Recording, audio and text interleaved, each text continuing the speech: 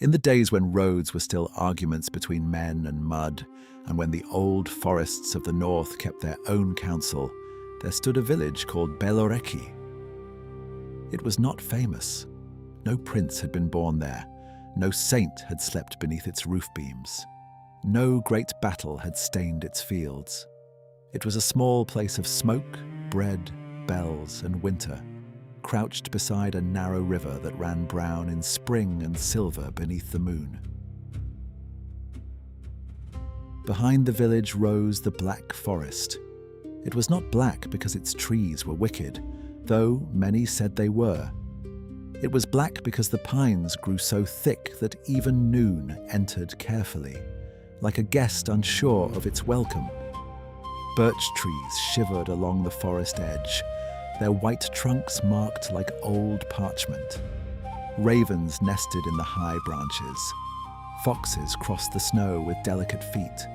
And in the deepest places, where no axe had ever bitten and no hunter dared spit upon the ground, there were hollows where the wind spoke in syllables older than the church bell. Every child in Beloreki knew 3 rules about that forest. Do not enter after sunset. Do not answer when a voice calls your name from the trees. And if you see a light moving where no lantern should be, turn around at once, no matter whom you think you hear calling. Ivan knew these rules better than most, because his father, Mikhail, had carved them into him with stories rather than blows. Mikhail was a widower, a carpenter by trade, a quiet man whose hands were broad enough to lift beams and gentle enough to mend a cracked wooden cup. He lived with Ivan and Ivan's younger sister, Katya, in a cottage at the far end of the village, where their garden fence leaned toward the road as though listening for gossip. Ivan was 19 that winter, tall, dark-haired, and built with the awkward strength of someone who had grown faster than his confidence. He carved toys from fallen branches, horses with proud necks, birds with open wings, little saints with solemn faces, and once, for Katya, a tiny wooden house standing upon 2 ridiculous chicken legs. Katya had laughed so hard at it that she dropped it into her bowl of cabbage soup, and for 3 days the whole cottage smelled of boiled wood. Katya was 12, quick as a sparrow and stubborn as frost. She had their mother's eyes, grey, clear and full of questions. She believed every tale she heard except the ones that were meant to frighten her. Those she believed most of all, though she pretended not to. On the first evening of the deep winter, the snow began before Vespers. It fell softly at first, then thickly, covering the roofs, the woodpile, the empty cart tracks, and the graves beyond the chapel. By nightfall, the village seemed made not of timber and earth, but of breath and silence. Mikhail banked the fire. Ivan sharpened a carving knife near the hearth. Katya sat at the window with her chin in her hands, watching the forest disappear behind a white curtain. Then she saw the light. It moved between the black trunks beyond the river, small and amber, neither lantern nor torch. It did not sway as a man would sway. It drifted. Behind it came another light, and another, until 7 pale flames were gliding through the trees, as if carried by invisible hands. "Ivan," Katya whispered. He looked up. "Do not start another ghost tale," he said, though his knife had gone still in his hand. "I did not start it," she answered. "The forest did." Mikhail rose from his stool and crossed to the window. When he saw the lights, his face changed. It was a small change, the tightening of a jaw, the lowering of a brow, but Ivan saw it and felt the room grow colder. "Curtain," Mikhail said. Katya obeyed slowly. No one spoke for a while. The fire cracked. The wind pressed at the shutters like fingers. At last Ivan asked, "What are they?" Mikhail stood with his back to them. Old things, hungry things, or merciful things. With the oldest powers, A man does not always know which until too late. Katya's voice was small. Is it her? Mikhail turned. Do not say that name near the window. But the name had already entered the room. It sat among them like a fourth guest. Baba Yaga, the old woman of the forest, the bone-legged witch, the keeper of roads that appear only once. Some said she flew through the air in a mortar, rowing with a pestle and sweeping away her tracks with a silver broom. Some said she lived in a hut that stood upon chicken legs and turned its back upon the unworthy. Some said she ate children. Others said she rescued them. The troubling thing about the tales was that the people who told the gentlest ones looked just as afraid as those who told the cruelest. That night, Mikhail barred the door with the winter beam. No one goes out, he said. Ivan slept badly. Several times he woke and thought he heard the forest breathing. Once he thought he heard Katya whispering in her sleep, though when he looked across the room, her blanket was still, and her face was turned toward the wall. Before dawn, he woke to cold. The cottage door stood open. Snow had blown across the threshold in a white tongue. Katya's blanket lay empty. Her boots were gone. Mikhail shouted her name once, then stopped, because beyond the open doorway, the snow showed a trail of small footprints leading toward the Black Forest. They crossed the garden. They crossed the road. They crossed the frozen river at its narrowest bend. Then, at the first line of pines, they vanished. By sunrise, the whole village had gathered, but no one crossed the river. The men looked at their axes. The women crossed themselves. The oldest grandmother, Varvara, spat 3 times into the snow and said, "The forest has not stolen her. The forest has called her.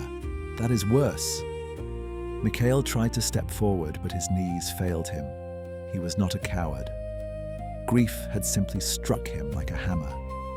Ivan looked at his father's bent shoulders, then at the wall of pines. Something inside him, something younger than wisdom and older than fear, stood up. He packed a loaf of black bread, a flask of water, his carving knife, and the small wooden cross he had made from a branch that grew beside his mother's grave. Mikhail gripped his arm. "You do not know what waits there." "No," Ivan said, "but Katya does not know either." His father had no answer for that. So Ivan crossed the river while the village watched.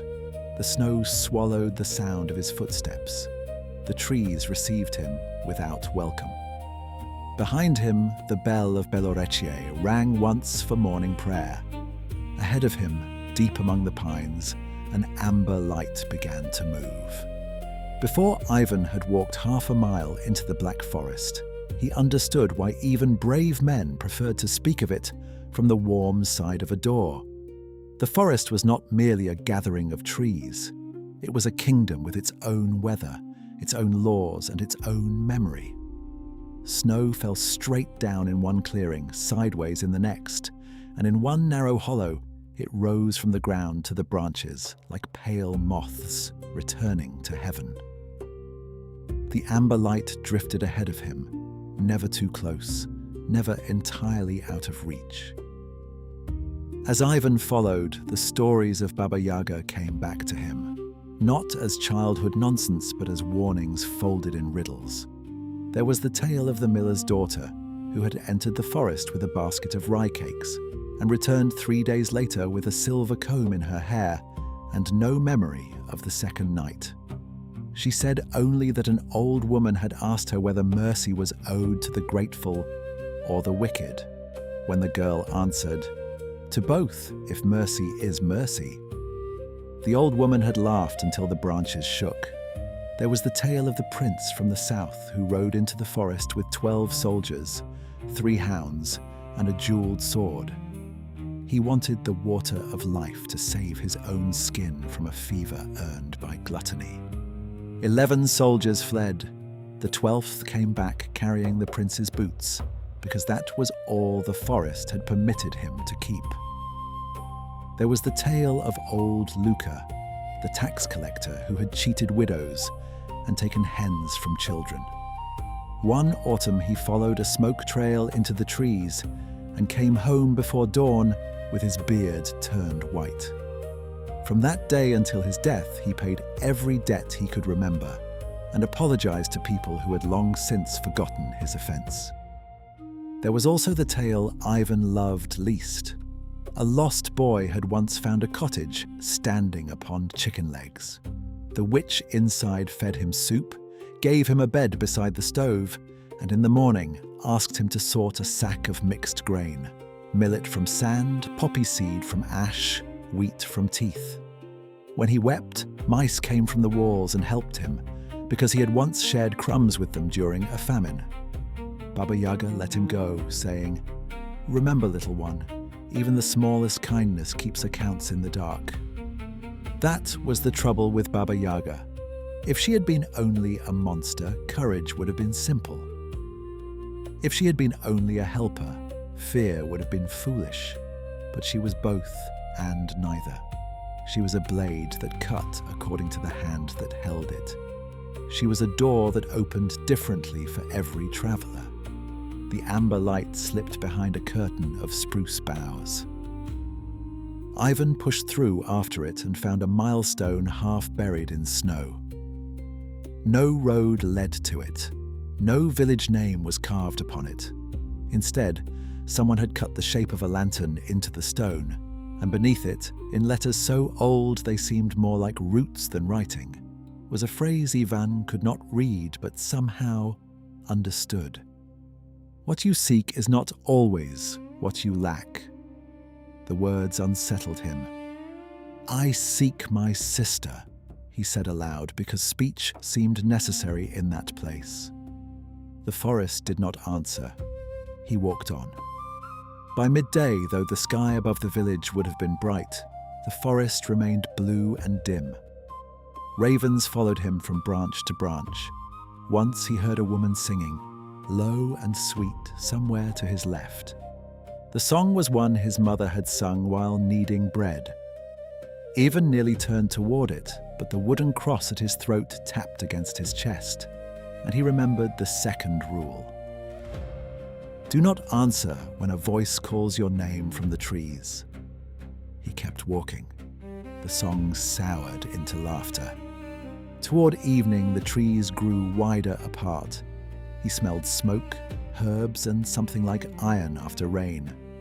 The amber light slowed, then hung motionless above a path of flat stones. Beyond them lay a clearing filled with moonlight. And there, turning slowly upon two enormous chicken legs, stood the house.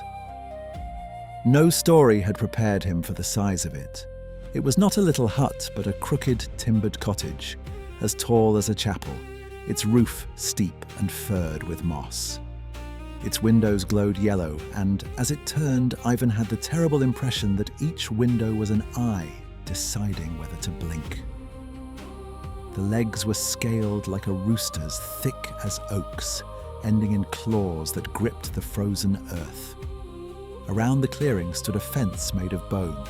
Upon every post rested a skull with a flame in its eyes, blue, green, violet, white. They burned without smoke. Ivan's hand went to the axe at his belt. A voice spoke from within the cottage. Steel is for men who think every door is an enemy. The house stopped turning. The door faced away from him. Ivan remembered another tale, one told by Varvara while spinning wool.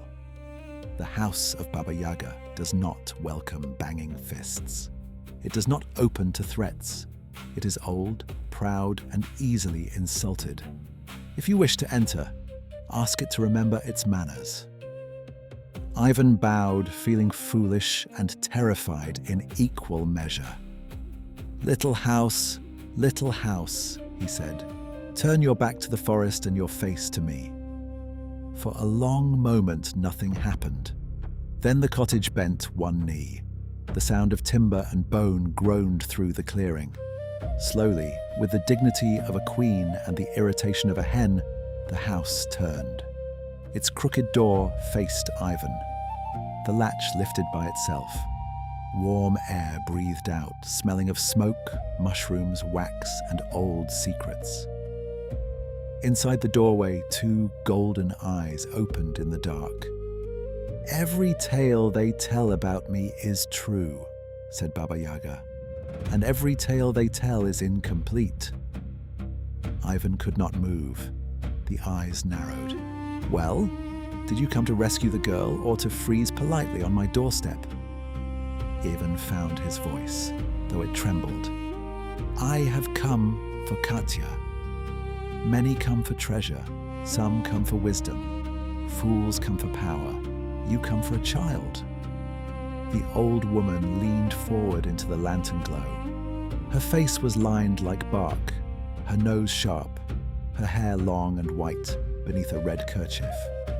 Around her neck hung charms of bone, amber, iron, and carved saints so worn their faces had nearly disappeared. She was terrible, yes, but not in the way Ivan expected. She was terrible as winter is terrible, as truth is terrible, as the deep forest is terrible, because it does not need permission to be itself. "Come in, Ivan, son of Mikhail," she said. At the sound of his name, the skull flames brightened. Ivan stepped over the threshold.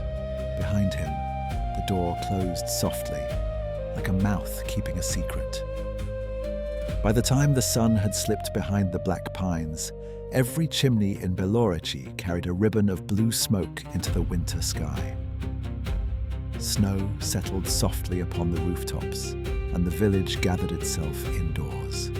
Doors were barred, kettles were hung above the fire, and children drew close to the warmth while the oldest voices claimed the evening. It was an ancient custom that no one spoke lightly of the forest after nightfall. If its name was spoken, it was spoken with respect. That evening, Ivan sat near the hearth beside his father. Katya leaned against a wool blanket, listening with the eager attention that only the young possess when they sense a story is older than memory itself.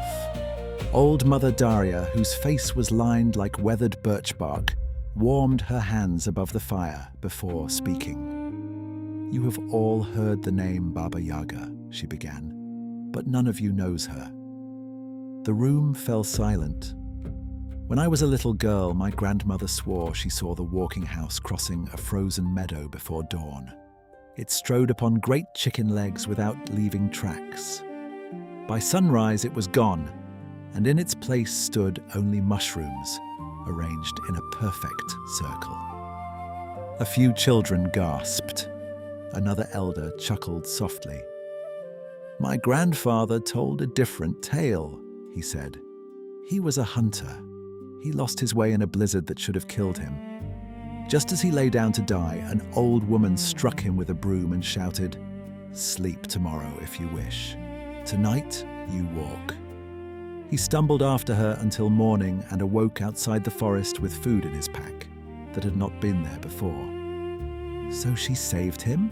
Katya asked. The old man shrugged. "Or perhaps she refused to let the forest keep what did not belong to it." The fire popped. Old Daria smiled faintly. "That is the trouble with Baba Yaga. Every story changes depending upon who tells it." She pointed a crooked finger toward the dark window. "To greedy men she is a terror. To fools she is humiliation. To the proud she is a mirror. But to those with clean hearts, sometimes she is the only friend they find." Another villager leaned forward. "My uncle claimed she could command wolves with a whisper." "Nonsense," another replied. "Not nonsense. He said the wolves obeyed because they trusted her more than they trusted men." Someone else added that ravens perched upon her shoulders and carried news from one end of the forest to the other. An old shepherd insisted that the moon itself slowed whenever Baba Yaga wished to travel unseen.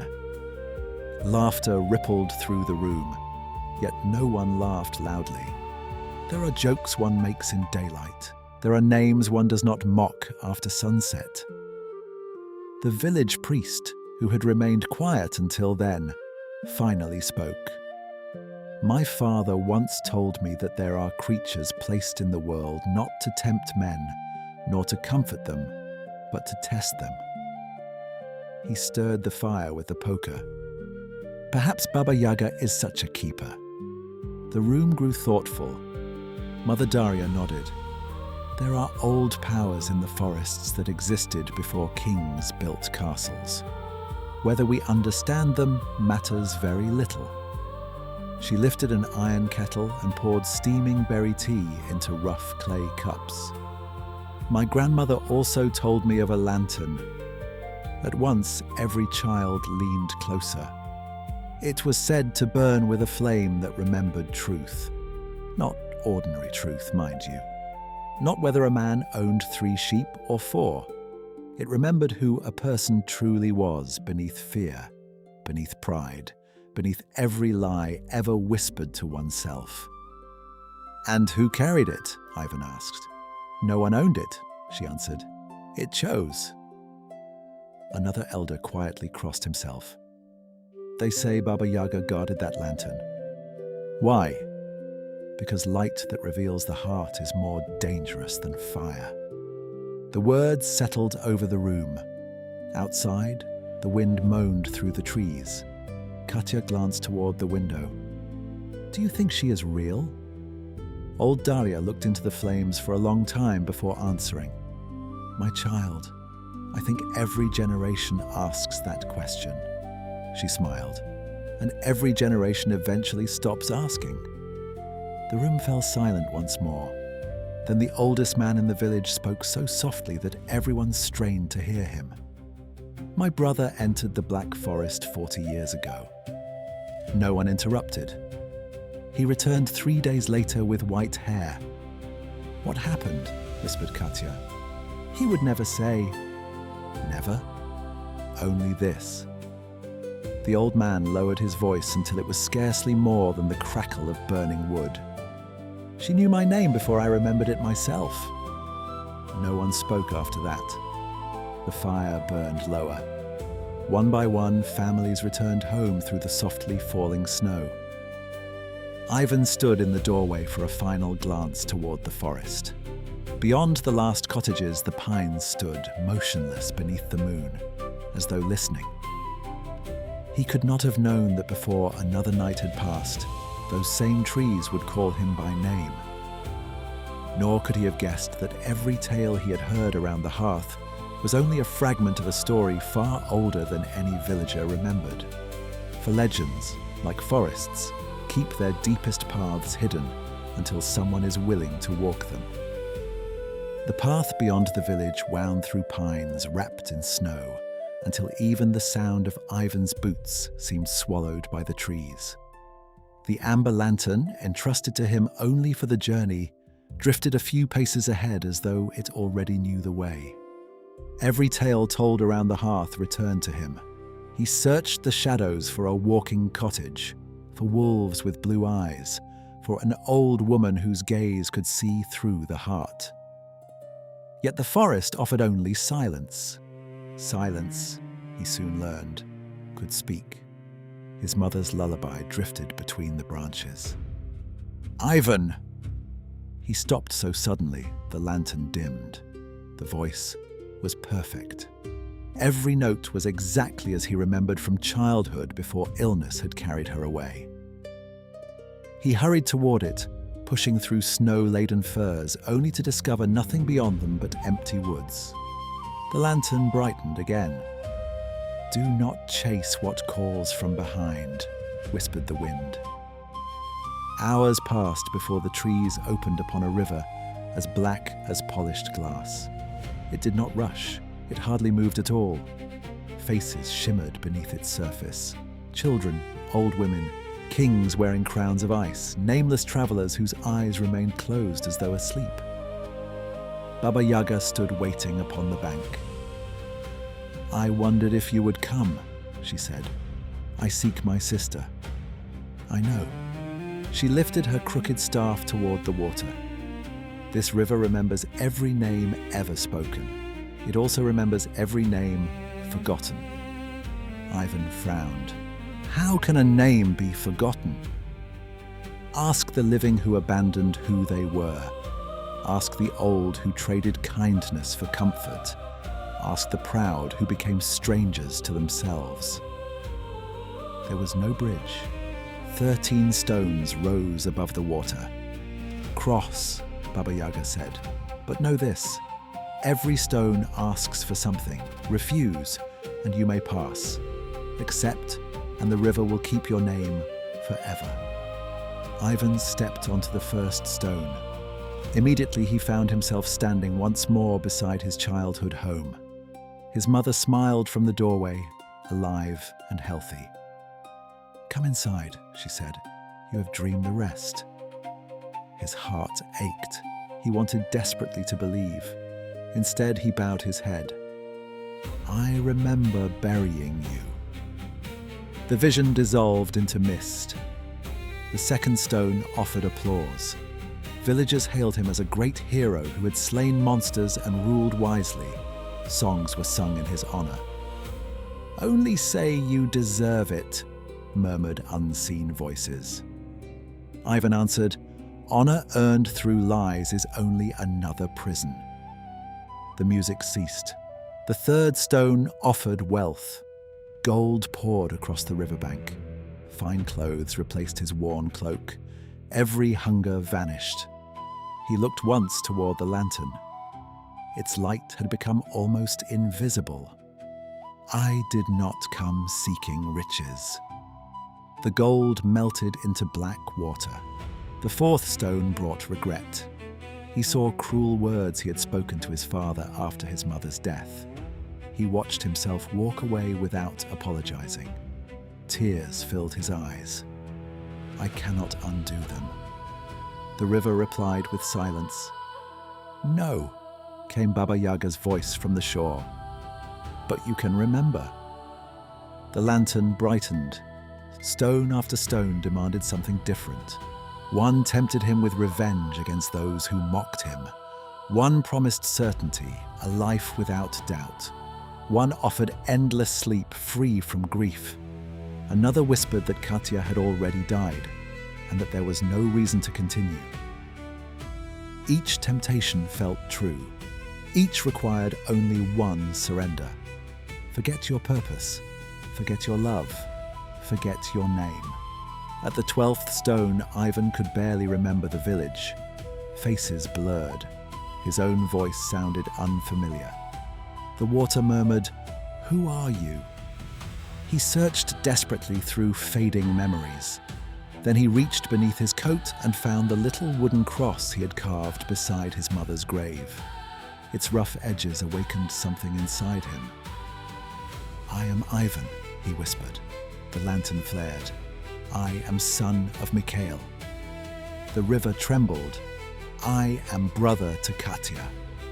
The faces beneath the water opened their eyes. "I remember." The final stone rose from the depths. When Ivan stepped upon it, the entire river became still. Baba Yaga crossed the water without touching a single stone. "Most travelers believe memory lives in the mind," she said. "It does not. It lives in the choices that make a soul." She extended the lantern toward him. "Carry it." He accepted it. Its warmth spread through his hands, not burning his skin, but settling deep within his heart. "Have I passed? You have begun." The old woman turned toward the deeper forest where wolves howled beneath a rising moon.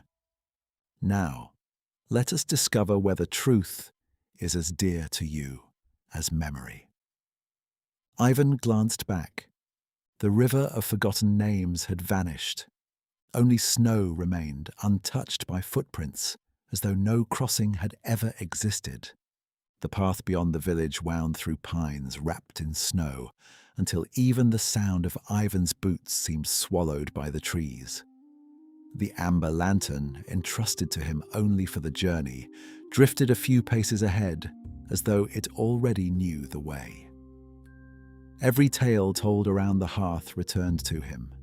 He searched the shadows for a walking cottage, for wolves with blue eyes, for an old woman whose gaze could see through the heart. Yet the forest offered only silence. Silence, he soon learned, could speak. His mother's lullaby drifted between the branches. "Ivan!" He stopped so suddenly the lantern dimmed. The voice was perfect. Every note was exactly as he remembered from childhood before illness had carried her away. He hurried toward it, pushing through snow-laden firs only to discover nothing beyond them but empty woods. The lantern brightened again. "Do not chase what calls from behind," whispered the wind. Hours passed before the trees opened upon a river as black as polished glass. It did not rush. It hardly moved at all. Faces shimmered beneath its surface, children, old women, kings wearing crowns of ice, nameless travelers whose eyes remained closed as though asleep. Baba Yaga stood waiting upon the bank. "I wondered if you would come," she said. "I seek my sister." "I know." She lifted her crooked staff towards the water. "This river remembers every name ever spoken. It also remembers every name forgotten." Ivan frowned. How can a name be forgotten? Ask the living who abandoned who they were. Ask the old who traded kindness for comfort. Ask the proud who became strangers to themselves. There was no bridge. 13 stones rose above the water. "Cross," Baba Yaga said. "But know this, every stone asks for something. Refuse, and you may pass. Accept, and the river will keep your name forever." Ivan stepped onto the first stone. Immediately, he found himself standing once more beside his childhood home. His mother smiled from the doorway, alive and healthy. "Come inside," she said. "You have dreamed the rest." His heart ached. He wanted desperately to believe. Instead, he bowed his head. "I remember burying you." The vision dissolved into mist. The second stone offered applause. Villagers hailed him as a great hero who had slain monsters and ruled wisely. Songs were sung in his honor. "Only say you deserve it," murmured unseen voices. Ivan answered, "Honor earned through lies is only another prison." The music ceased. The third stone offered wealth. Gold poured across the riverbank. Fine clothes replaced his worn cloak. Every hunger vanished. He looked once toward the lantern. Its light had become almost invisible. "I did not come seeking riches." The gold melted into black water. The fourth stone brought regret. He saw cruel words he had spoken to his father after his mother's death. He watched himself walk away without apologizing. Tears filled his eyes. "I cannot undo them." The river replied with silence. "No," came Baba Yaga's voice from the shore, "but you can remember." The lantern brightened. Stone after stone demanded something different. One tempted him with revenge against those who mocked him. One promised certainty, a life without doubt. One offered endless sleep free from grief. Another whispered that Katya had already died and that there was no reason to continue. Each temptation felt true. Each required only one surrender. Forget your purpose. Forget your love. Forget your name. At the 12th stone, Ivan could barely remember the village. Faces blurred. His own voice sounded unfamiliar. The water murmured, "Who are you?" He searched desperately through fading memories. Then he reached beneath his coat and found the little wooden cross he had carved beside his mother's grave. Its rough edges awakened something inside him. "I am Ivan," he whispered. The lantern flared. "I am son of Mikhail." The river trembled. "I am brother to Katya." The faces beneath the water opened their eyes. "I remember." The final stone rose from the depths. When Ivan stepped upon it, the entire river became still. Baba Yaga crossed the water without touching a single stone. "Most travelers believe memory lives in the mind," she said. "It does not. It lives in the choices that make a soul." She extended the lantern toward him. "Carry it." He accepted it. Its warmth spread through his hands, not burning his skin, but settling deep within his heart. "Have I passed? You have begun." The old woman turned toward the deeper forest, where wolves howled beneath a rising moon. "Now let us discover whether truth is as dear to you as memory." Ivan glanced back. The river of forgotten names had vanished. Only snow remained, untouched by footprints, as though no crossing had ever existed. The silver hair of the wolf lay beside the amber lantern, and together they made a light, unlike fire. It did not shine outward so much as inward, revealing hidden edges in the world. Stones beneath the snow glimmered with old footsteps, and the air seemed written upon by travelers long gone. Baba Yaga walked ahead without looking back. "Do not stare too long," she said. "A man who sees every trace of the past will soon forget to keep walking." Ivan lowered the lantern. The path narrowed until the pines leaned close enough to brush his shoulders. Then the trees ended all at once, and the forest opened into a clearing white with moonlit snow. There stood the house. No story had prepared him for it. It was not merely a hut balanced upon chicken legs. It was alive in the old, uncomfortable way that mountains and graveyards are alive. Dark logs, frost, moss, and bundled herbs made its body. Its chimney smoked without visible fire. The great chicken legs shifted in the snow, talons curling and uncurling. Around it stood a bone fence crowned with skulls, whose blue flames watched Ivan solemnly. The house turned slightly. Ivan felt with terrible certainty that it was looking at him. "It has no eyes," he whispered. "Many things see without eyes," Baba Yaga replied.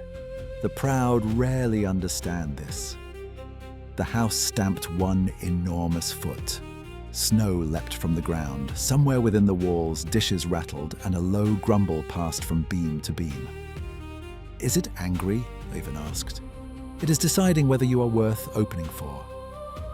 Ivan remembered the hearth stories, the old words spoken by grandmothers while children pretended not to tremble. He removed his cap, bowed his head, and spoke not as a master commands a servant, but as a guest addresses the threshold of another's home. Little house, turn your back to the forest and your face toward me." For a breath, nothing happened. Then the enormous legs bent. The hut groaned, turned upon its talons, and slowly lowered itself until the crooked door faced Ivan. The skull lanterns burned brighter. A latch lifted by itself. Baba Yaga glanced at him. "It heard respect in you. That is rarer than courage." The door opened.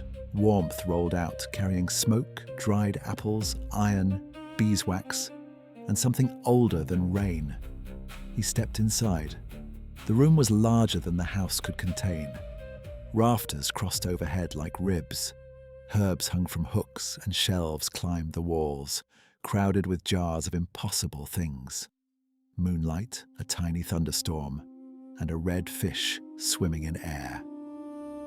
A long table held relics from forgotten tales, a golden feather, a cracked crown, a spindle wrapped in black thread, a child's wooden shoe, an iron key with raven-shaped teeth, and a bone comb that hummed when the wind changed.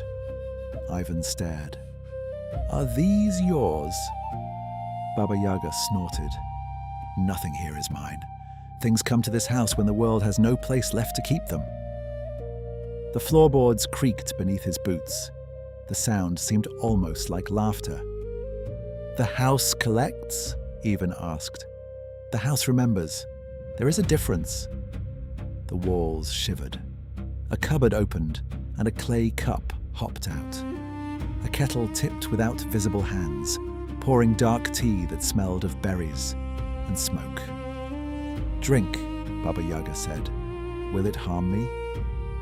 "Almost certainly. Everything worth drinking harms a man a little. But this will only harm your sleep." Ivan took the cup and drank. The tea was bitter. Baba Yaga led Ivan past the hearth, where no ordinary fire burned. White coals glowed beneath a black cauldron. The smoke rose in shapes: a horse, a spinner, a boy on a glass mountain, 3 ravens crossing a red sun. "Stories," Baba Yaga said before Ivan could ask. "They leave steam when they are cooked properly." A narrow door opened to their right.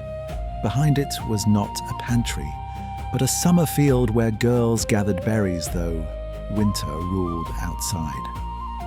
"A summer borrowed from a village that forgot gratitude," Baba Yaga said.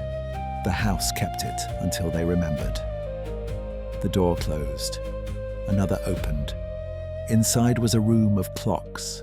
Some hung, some floated, and one had no face, only a dark hole from which someone wept. "Lost hours," Baba Yaga murmured. "Regrets are very punctual." Ivan thought of his father sitting alone after harsh words had passed between them. He looked away. A third door opened before they reached it. Beyond it stood a birch chapel. Candles burned without melting, and hundreds of names were carved into strips of bark. Ivan's breath caught. "Are these from the river?" "Some," said Baba Yaga. "Others belong to those who forgot themselves without ever crossing water." "Can they be restored?" "A name can be given back. A life must be chosen back. Never confuse the two." The house creaked approvingly. A small window above the chapel door opened and shut almost like a wink. They returned to the main room, though Ivan was certain they had walked far beyond the clearing. The house shifted under them, lifting one leg, then another. Pots swung from hooks. Baba Yaga moved as if standing on a village road. "Where is it going?" Ivan asked, grabbing the table. "Where it wishes." "You do not command it?" Baba Yaga's golden eyes flashed. "Command? I have lived in this house longer than your village has had a name, and still it disobeys me whenever it finds the occasion amusing." The floorboards gave a sharp knock, unmistakably satisfied. Despite his fear, Ivan almost smiled. The house stopped with a final stomp. Dust fell from the rafters. Somewhere outside, wind howled differently, as though the clearing had moved to another part of the forest entirely. Baba Yaga lifted the amber lantern from the table. Its flame bent towards the back wall. Where shelves had been stood a door of dark glass. It reflected nothing, not even lantern light. Around its frame were carved tiny faces, laughing, crying, sleeping, raging, praying. "The house has brought you to the next threshold," Baba Yaga said. Ivan swallowed. "Another trial. The final one before you may see your sister."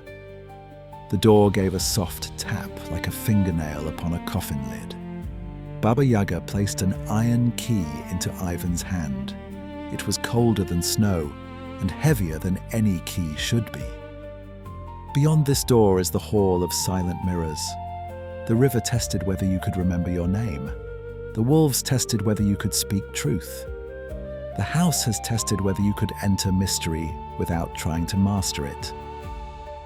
Ivan looked back across the impossible room, the relics, jars, watching herbs, story smoke, and doors into summers and sorrows.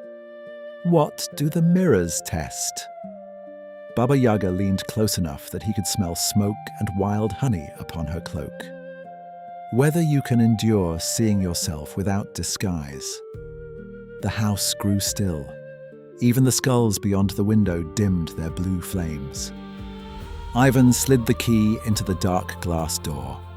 Before he turned it, The floorboards creaked once, almost like a blessing. Then the lock opened.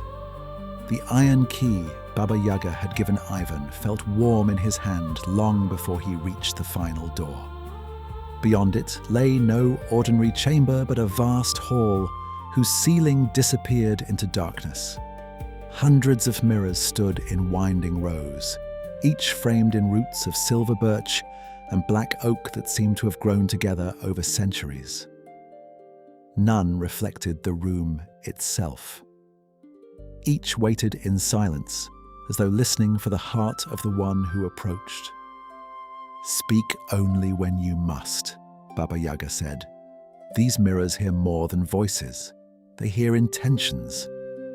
Ivan stepped forward with the amber lantern in one hand and the silver wolf hair in the other. The lantern glowed steadily, and the mirrors awakened one by one. The first mirror showed a life that never was. Ivan saw himself remaining in the village after his mother's death, refusing every risk. He became a respected woodcarver, married, raised children, and lived peacefully into old age. Yet as the vision faded, he noticed one empty chair at every feast. Katya had never returned from the forest because no one had sought her. "Comfort is not always kindness," Baba Yaga murmured. The second mirror revealed another path. Ivan had become a famous warrior, praised by kings and feared by enemies. Songs celebrated his victories, but each triumph hardened his heart. He returned home wearing gold, yet failed to recognize his own father. His hands, once capable of carving crosses, knew only the weight of a sword. Ivan lowered his eyes. "Glory without love is only another wilderness." The mirror darkened. The third mirror reflected his greatest regret. His father sat alone after his mother's funeral, while Ivan stormed into the night, too angry to offer comfort.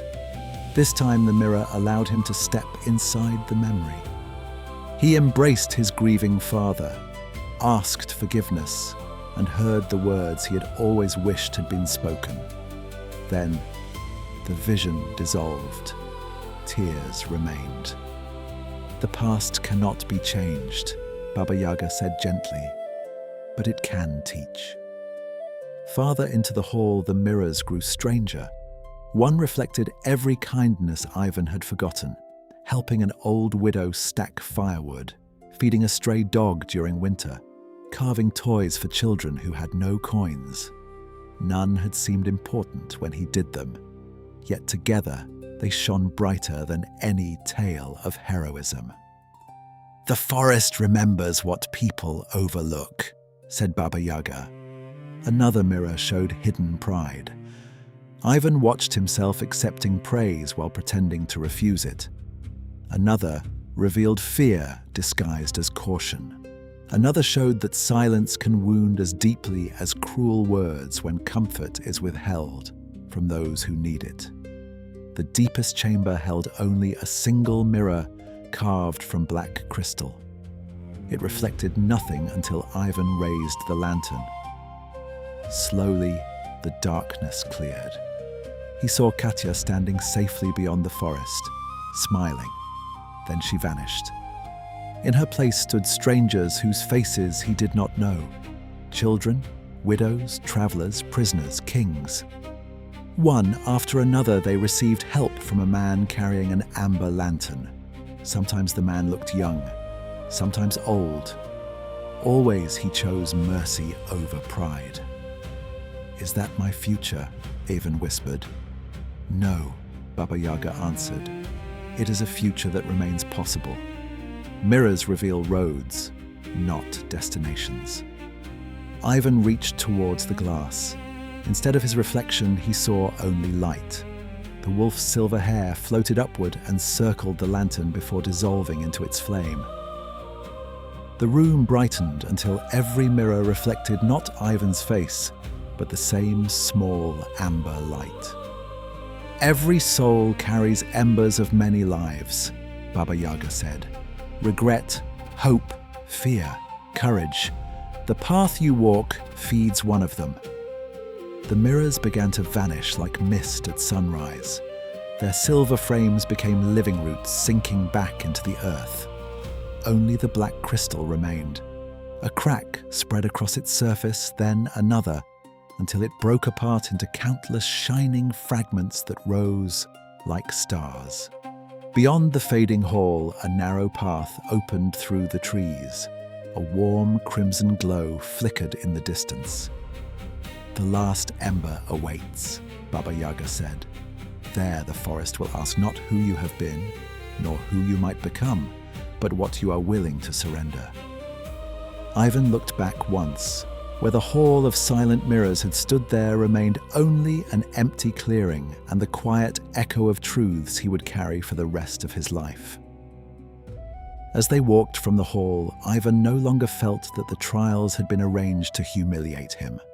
They had uncovered forgotten chambers within his own heart. He realized that courage without compassion became cruelty, that memory without forgiveness became chains, and that hope without humility became pride. The forest itself seemed changed. Trees that had once appeared threatening now stood like silent witnesses. Even the wind carried less menace than before. Somewhere above, unseen birds greeted the coming dawn. Each step toward the crimson light felt lighter than the last, though the final trial remained ahead.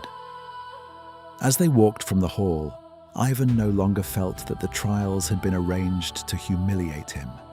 They had uncovered forgotten chambers within his own heart. He realized that courage without compassion became cruelty, that memory without forgiveness became chains, and that hope without humility became pride. The forest itself seemed changed. Trees that had once appeared threatening now stood like silent witnesses. Even the wind carried less menace than before. Somewhere above, unseen birds greeted the coming dawn. Each step toward the crimson light felt lighter than the last, though the final trial remained ahead. As they walked from the hall, Ivan no longer felt that the trials had been arranged to humiliate him. They had uncovered forgotten chambers within his own heart. He realized that courage without compassion became cruelty, that memory without forgiveness became chains, and that hope without humility became pride. The forest itself seemed changed. Trees that had once appeared threatening now stood like silent witnesses. Even the wind carried less menace than before. Somewhere above, unseen birds greeted the coming dawn. Each step toward the crimson light felt lighter than the last, though the final trial remained ahead. As they walked from the hall, Ivan no longer felt that the trials had been arranged to humiliate him. They had uncovered forgotten chambers within his own heart. He realized that courage without compassion became cruelty, that memory without forgiveness became chains, and that hope without humility became pride. The forest itself seemed changed. Trees that had once appeared threatening now stood like silent witnesses. Even the wind carried less menace than before. Somewhere above, unseen birds greeted the coming dawn. Each step toward the crimson light felt lighter than the last, though the final trial remained ahead. As they walked from the hall, Ivan no longer felt that the trials had been arranged to humiliate him. They had uncovered forgotten chambers within his own heart.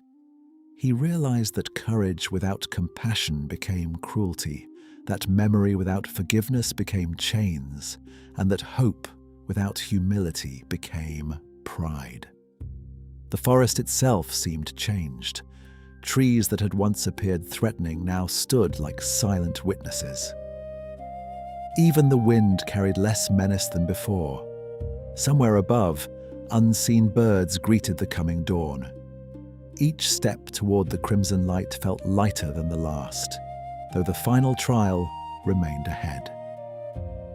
As they walked from the hall, Ivan no longer felt that the trials had been arranged to humiliate him. They had uncovered forgotten chambers within his own heart.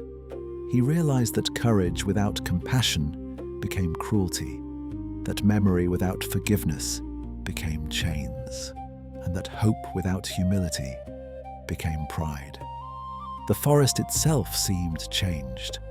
Trees that had once appeared threatening now stood like silent witnesses. Even the wind carried less menace than before. Somewhere above, unseen birds greeted the coming dawn. Each step toward the crimson light felt lighter than the last, though the final trial remained ahead.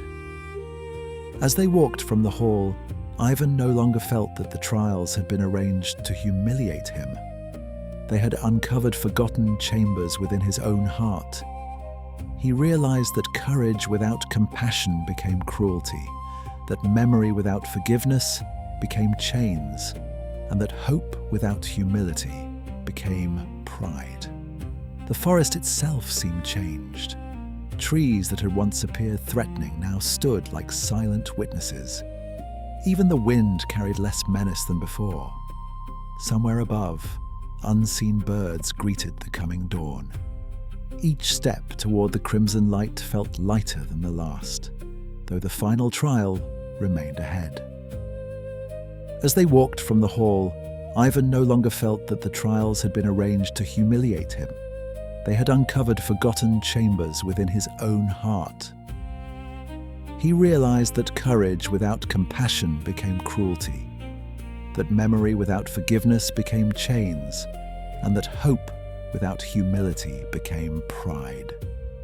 The forest itself seemed changed. Trees that had once appeared threatening now stood like silent witnesses. Even the wind carried less menace than before. Somewhere above, unseen birds greeted the coming dawn. Each step toward the crimson light felt lighter than the last, though the final trial remained ahead. The crimson glow beyond the trees grew brighter with every step until the forest opened into a circle of ancient ash. Their trunks were hollow with age, yet each still bore living branches that reached toward the stars. In the center stood an altar of weathered stone. Resting upon it was a single ember no larger than a child's fist. It neither blazed nor smoked. It simply endured. Katya stood on the far side of the altar. She was unharmed, though her eyes held the quiet wonder of one who had seen things too ancient to explain. She smiled through tears. Ivan. He rushed toward her, but before he could embrace her, an unseen force stopped him as surely as a wall of iron. Baba Yaga planted her staff upon the earth. "The last ember judges the final step," she said.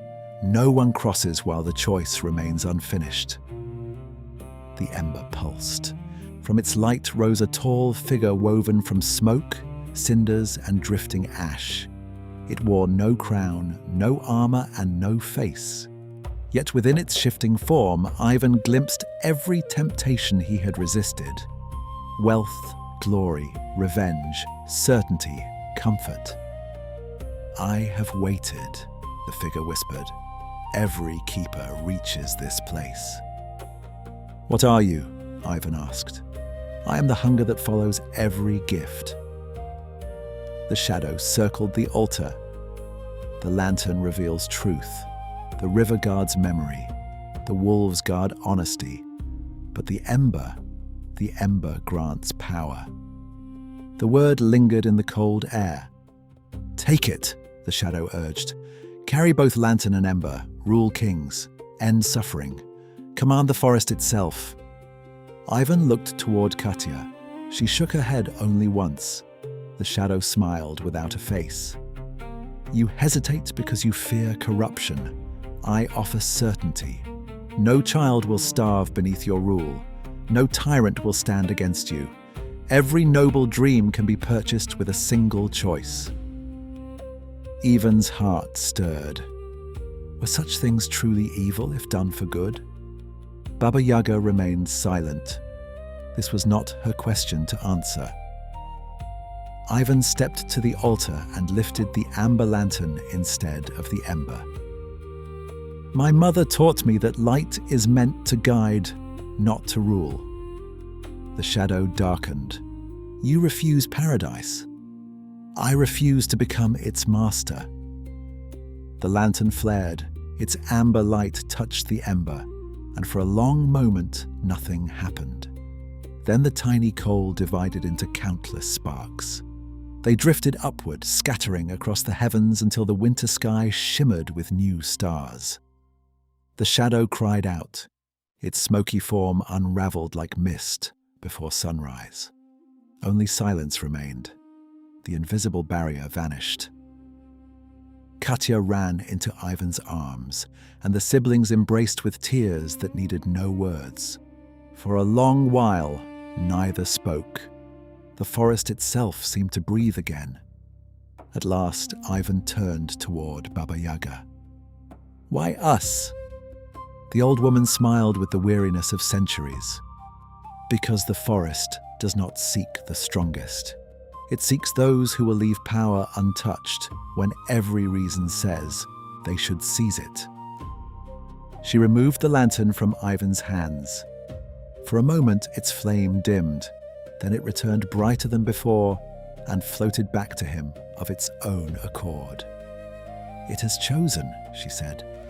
Ivan frowned. "You are its keeper?" "I was." She looked toward the walking house, now waiting at the edge of the clearing. "Long before your grandfather's grandfather drew breath, another found me wandering these woods. I, too, crossed the river. I answered the wolves. I stood before the mirrors." "You were once like me?" Baba Yaga laughed softly. "I was once a frightened girl who believed courage meant never weeping."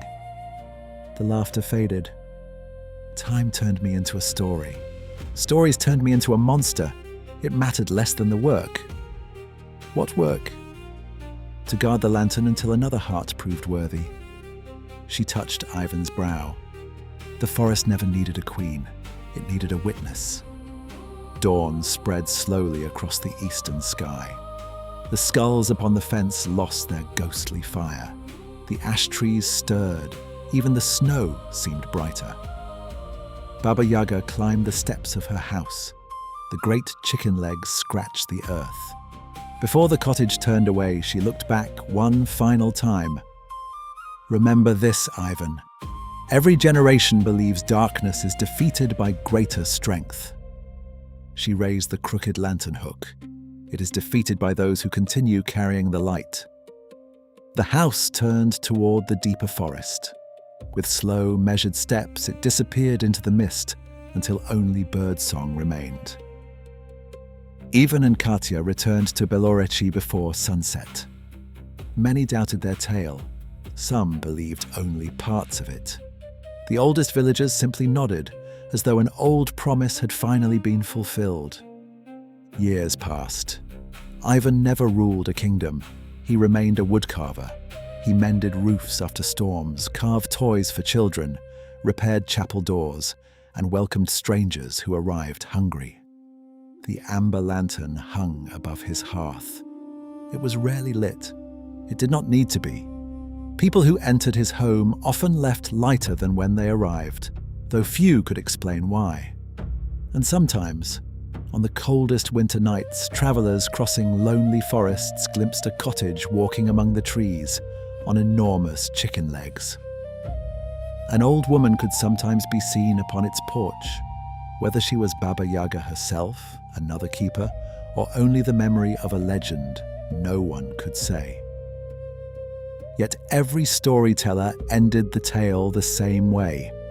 The Black Forest remembers every footstep. The lantern remembers every heart. And those who choose truth over power never truly walk alone.